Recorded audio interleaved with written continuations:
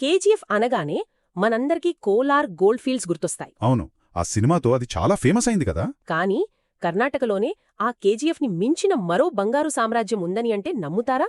ఇది సినిమా కాదు, నిజం. ఆహా, గదక్ జిల్లాలోని కప్పటగుడ్డ కొండల గురించి మాట్లాడుతున్నాం కదూ. సరిగ్గా. ఈరోజు మనం ఆ కప్పటగుడ్డ కొండల గురించే లోతుగా చర్చిద్దాం. అసలు ఏముంది అక్కడ?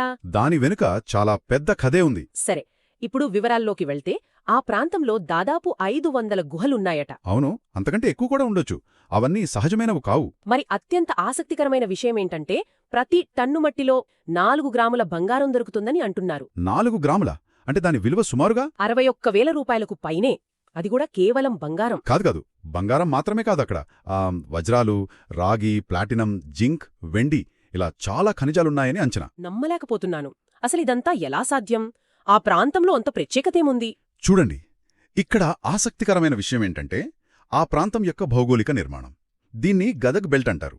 గదగ్ బెల్ట్. అవును, ఇదొక పురాతన శిలల ప్రాంతం. ఈ బెల్ట్ కోలార్ వరకు విస్తరించి ఉంది. ఓ, అంటే కోలార్కి దీనికి సంబంధం ఉందన్నమాట. ఖచ్చితంగా.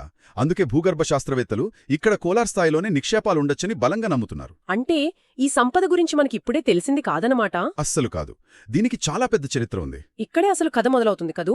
నిజమే.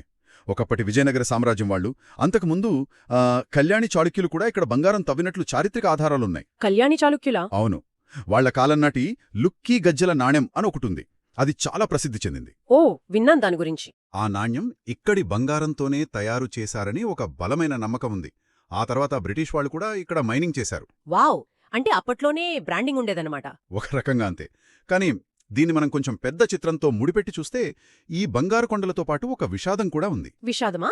అంటే 1980-90ల మధ్య కాలంలో స్థానిక ప్రజలు చాలా కఠినమైన పరిస్థితుల్లో ఆ ఇరుకైన గుహల్లో వారాల తరబడి పనిచేసేవాళ్లు, కేవలం కొద్దిపాటి బంగారం కోసం. అయ్యో, ప్రాణాలను పణంగా పెట్టి. అవును, ఆ క్రమంలో అంటే బంగారం వెతుకుతూ సుమారు 50 మంది ప్రాణాలు కోల్పోయారని అక్కడి వాళ్లు చెప్తారు. ఏంటి, 50 మందా?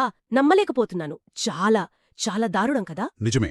ఆ తర్వాత పరిస్థితి తీవ్రతను గ్రహించి 2018 తర్వాత ప్రభుత్వం తవ్వకాలపై పూర్తి నిషేధం విధించింది. అప్పుడు మైనింగ్ ఆగిపోయిందన్నమాట. అవును, దాంతో ఆగిపోయింది. అంటే దీనర్థమేంటి? కప్పటిగుడ్డ కథ కేవలం ఖనిజాల గురించి, బంగారం గురించి కాదన్నమాట. కాదు, అది చరిత్ర, సంపద, మానవ విషాదం అన్నిటి కలయిక. ఒకే సమయంలో అపారమైన సంపదకు, మానవ విషాదానికి, చారిత్రక ప్రాముఖ్యతకు కేంద్రంగా నిలిచింది ఈ ప్రాంతం. సరిగ్గా చెప్పారు. ఇప్పుడు తవ్వకాలు ఆగిపోయాయి, అంతా బాగానే ఉంది. కానీ ఒక ప్రశ్న మిగిలిపోతోంది. ఏంటది? ఒకవైపు అపారమైన సహజ వనరులు, మరోవైపు చారిత్రక వారసత్వం, పర్యావరణం. ఈ రెండింటి మధ్య సరైన సమతుల్యతను భవిష్యత్తులో ఎలా సాధించగలం? అది నిజంగా ఆలోచించాల్సిన విషయమే. ఇలాంటి మోర్ వీడియోస్ మీ ముందుకు రావాలంటే subscribe MRP AI Info channel. Thank you.